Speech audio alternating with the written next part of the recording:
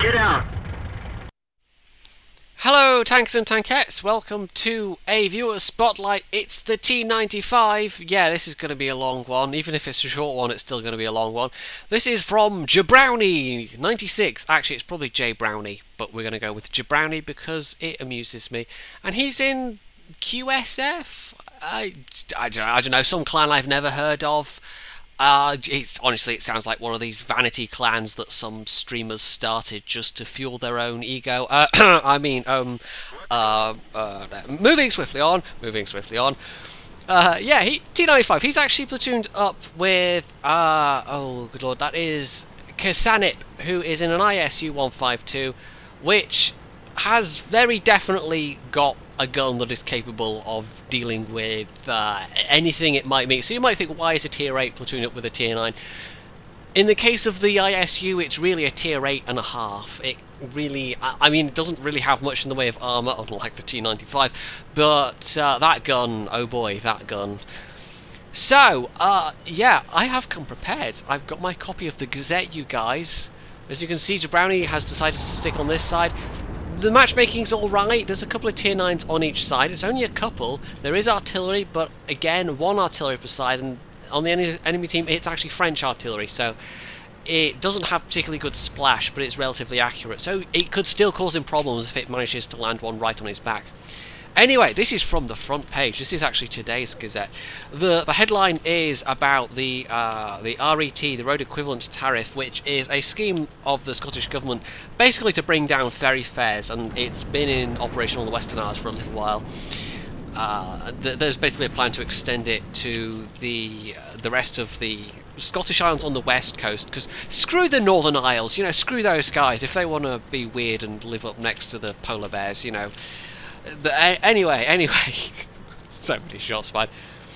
Oh no, it's fine. They've got a long way to get here by boat anyway. It's fine. We'll just go in our castles and wait for them.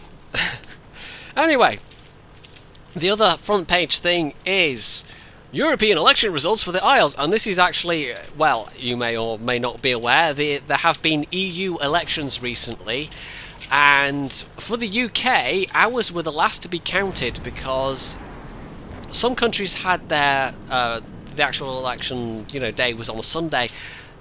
In the UK it was on Saturday, but what they were going to try and do was count all the votes on the Saturday, and they ended up not being able to do that. So instead of counting them on the Sabbath, what they did is they waited to the Monday, and that delayed the results for Scotland basically. So first off, we'll oh yeah, there's an STI. Is he going to fire? No, hold down STI. With this reload, though, you're not gonna take chancy shots like that. Remarkably, he's also not been spotted.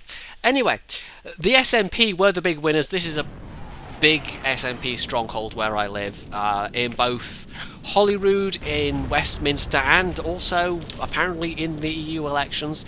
They had 43% of the share of the vote. The turnout was honestly not great, but it's the EU elections. I don't know what the turnout was nationally, but here it was not particularly fantastic. Second place was Labour with 25%, well, 24% of the vote. Third place, disappointingly, was UKIP. Third place. Here, UKIP. Really, UKIP. WTF, Western Isles. WTF, UKIP. Really? Okay. Scottish Conservatives with 761 votes, and this is the bit I love, their best result in a national election in the Isles since 2001. Yeah, the Tories have no place here. Sorry, Tories, but no. I'm honestly surprised they got that many votes, but really, UKIP, really. Oh, and he takes the shot, there we go, a big hit, finally gets... This is the bit where it starts to get a bit silly, by the way. You want to know why this thing gets the epithet of Doom Turtle? You're going to find out in this replay.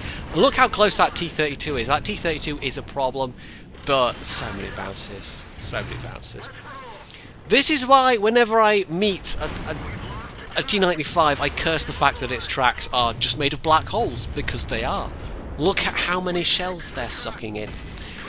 Let's see now, the Greens got sixth place with 500 votes, which is not too bad. I'm not ashamed to say I actually voted Green, so that was one of my votes in that 500. And then we have the BNP and the British First Party and the No to EU parties, which I'm surprised got any votes at all, but somehow they did. All less than 100 votes, thankfully. But seriously, UKIP, really? I am very disappointed in you, Western Isles. I am very disappointed. Anyway, and then in a very cheap and easy bit of journalism, they went on to repost a bit of, basically a bunch of tweets, because... Okay, the first half of the article is kind of the results, and then first damage. It's a tiger. It's a tier 7. I mean, it was APCR, but it's a tier 7. All the other things that are bouncing off him, but no, it's a tiger that actually hurt him. But yeah, half the article is just posting tweets, because apparently there was a thing on Twitter about this, and people being ridiculous on Twitter. I mean, that's never news, but newspapers print it anyway. I don't know why. Like I said, cheap and easy journalism. But still, my favourite was... the Western Isles get pissy about people doing anything on a Sunday. They're proper weird. I think they use tin cans as phones. Just you wait till you find out what we use for the internet, mate. That ammo rack. Also, a bit more damage taken, but 2k damage done. Look at this. Look at this. This is ridiculous. This is just... There's the artillery. Now let's play a little game. Let's play a guessing game about... oh, that missed though. How much potential damage Jabrownie has taken. And how much spotting damage he has done. And how many tanks he has spotted. In his T95. You know, I did... I think it was part of my mouse review. I did this exact map. I did the same thing. I pushed a flank in the mouse. I can't even remember, I don't think it was even 15k potential. Well, I say even 15, 15 would be quite high if it was even that. Do you think it's going to be higher? Do you think it's going to be lower? Do you think... I mean, he's basically fulfilling the same function here. And there's the Torty. Oh, that missed as well. I don't know, put below in the chat right now, in the chat, in the comment section, what you think your guess is going to be. Or maybe wait till the end and, you know, lie about what you thought your guess was going to be. I don't know.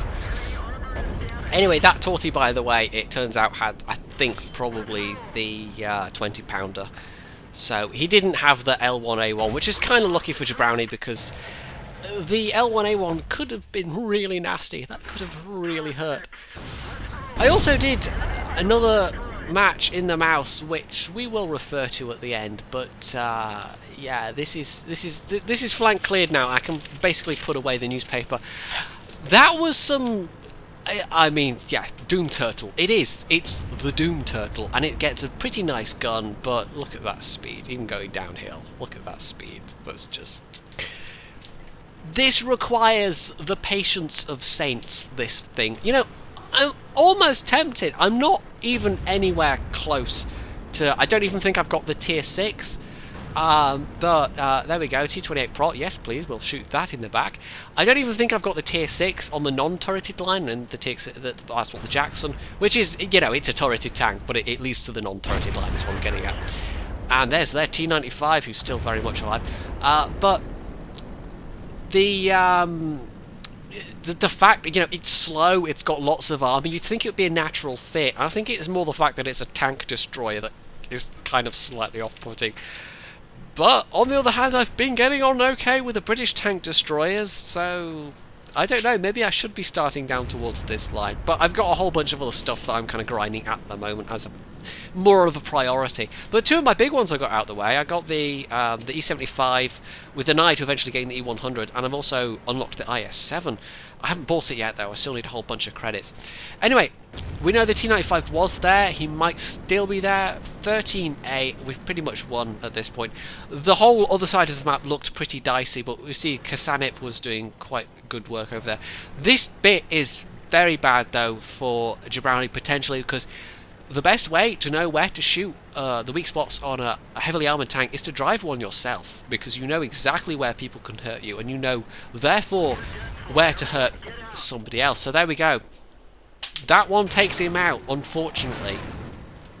But I'm pretty sure we've still got this. And we can see that Kasanip, 5 kills. We'll see how much damage he's done at the end as well. But Jabrownie himself that's nearly 4k damage. That's not too shabby at all. And you're gonna bet he's bounced more than that. I mean, you're gonna bet he has. Now it's unfortunate. I wish he'd like switched to another perspective and we could have seen what's going on, but he was too busy admiring his wreck apparently. Anyway, there we go. We can see colorblind squads. Yeah, it does that sometimes. I don't know why. Coming over the ridge. Can he get that top gun?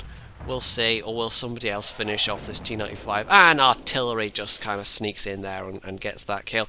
So, yeah, there we go. You've had your fill of the Gazette, you've had your fill of the T95.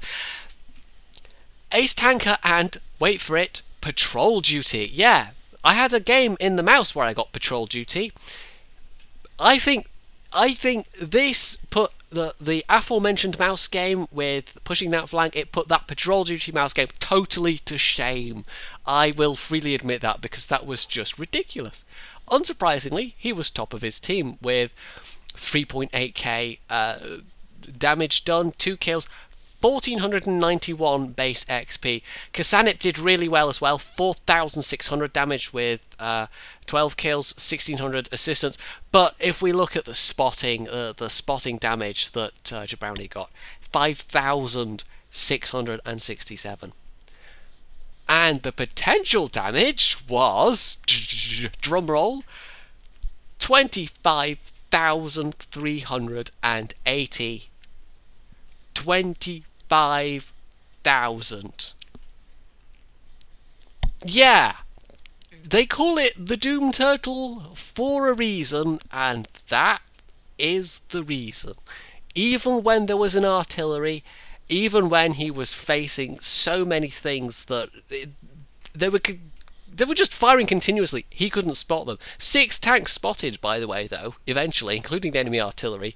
So, Scout T95 OP, clearly. That's just insane! 25,000! That is the highest I've seen by some considerable margin.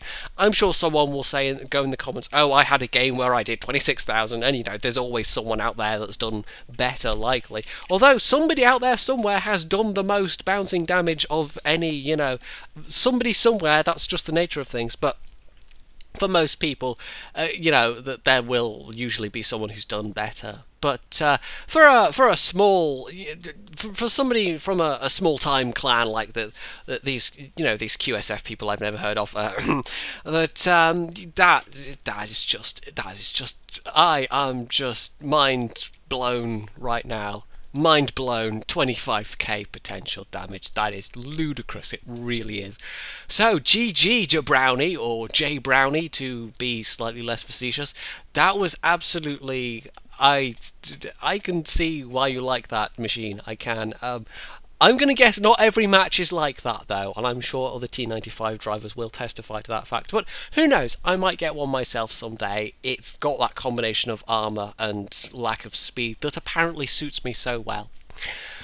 So, if you liked that completely ridiculous game, that utterly stupendously ludicrous outcome, you can hit the like button, you can leave a comment below, you can subscribe to my channel, and of course, as always, stay tuned for more.